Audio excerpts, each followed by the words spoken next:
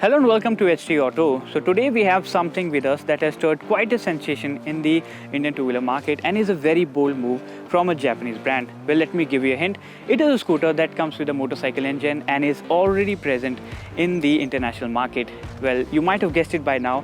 Welcome the Yamaha Aerox 155. So today we're going to ride this scooter out to see how well it holds to its reputation and whether you should go for this scooter or a motorcycle which you can easily buy at its price. So now let's begin.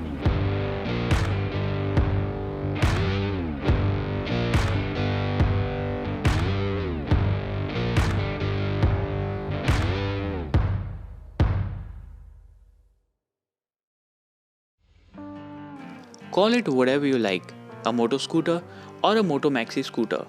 Yamaha has smartly carried over the tried and tested technology from its entry-level sports bike and used it in the Aerox.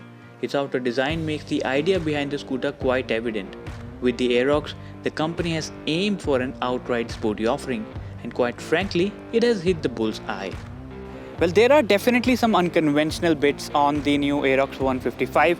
For example, you'll hope to hang your bag and carry your luggage at the footboard of a regular scooter, but you definitely cannot do this on the Aerox 155 because of this panel which houses the fuel filler cap, which can be accessed using a switch that's placed on the right side of the key switch like this.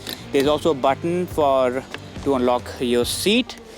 And of course, you'll also notice a radiator that's placed on the right side of the scooter because this scooter derives its power from a liquid-cooled powertrain.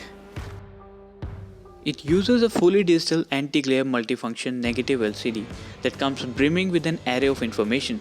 The data remains visible even in the bright daylight condition, but the use of a slightly more expensive multicolor meter could have also made sense, given the kind of premium it is charging.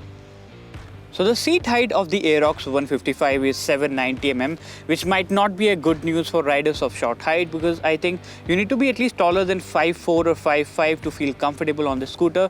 And also there's not enough space on the footboard to comfortably put down your feet on it. Also, it doesn't get brake hold, so expect to roll back like this as soon as you let go of the lever on a slope. While the rider seat on the Aerox appears to be wide and well padded, there simply isn't enough space even for a rider of medium size due to its tepid design. Also, due to its slightly slant geometry, the rider tends to slip forward when the scooter is stopped with a force. To give you a short introduction of the new Yamaha Aerox 155, it gets the same engine that's found on the company's iconic entry-level supersport, the YZF R15. And in order to support that engine, the company has to give it a number of mechanical bits that simply give it an upper hand when you compare it against other scooters. For starters, it gets large 14-inch wheels shot with fat tires, and while other scooters in the segment, they come with 10-inch wheels or maximum 11-inch wheels. While the scooter might be lacking in some basic features, but where it truly excels is its powertrain. The 155cc liquid-cooled engine sourced from the R15 makes the Aerox seriously fast from the scooter standards. Crack the throttle open and it simply zooms away in no time. The 0 to 60 is achieved lightning fast, and also attaining triple-digit speeds feels stupendously easy on the Aerox. All you need to do is use the throttle halfway and it crosses 100 kmph mark just like that. The Aerox not just feels surprisingly powerful, but it is also very refined and smooth even when cruising at highway speeds, and that's what makes the Aerox a true delight to ride. So the Aerox 155 is definitely unlike anything you might have ridden on the Indian roads.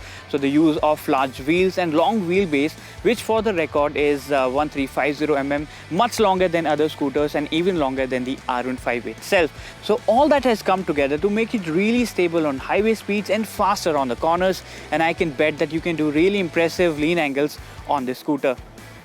Even when using a fat 110 mm front tire, its nose feels light and agile. And that's majorly because of the choice of the right rim size. The fat tires not only give the scooter a very intimidating look, but also keeps it planted no matter how aggressively you ride it around the corners. And if you're experienced enough, even scraping your knee down around the corner on the Aerox won't be a surprise. For cutting speeds, it uses a 230 mm front disc brake along with ABS, while at the rear sits a 130 mm drum. The braking on the front is spot on, but you do need a bit of force on the rear lever for effective braking. So my day comes to an end with the new Yamaha Aerox 155, and I'll admit that it was a very fun day indeed, to put it in the right words.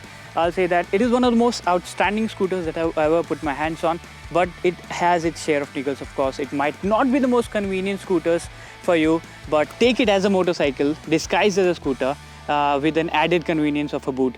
And at rupees 1.40 lakh, it strikes the right balance for me between a motorcycle and a scooter. That's all on the show today. It's goodbye for now, and as always, ride safe.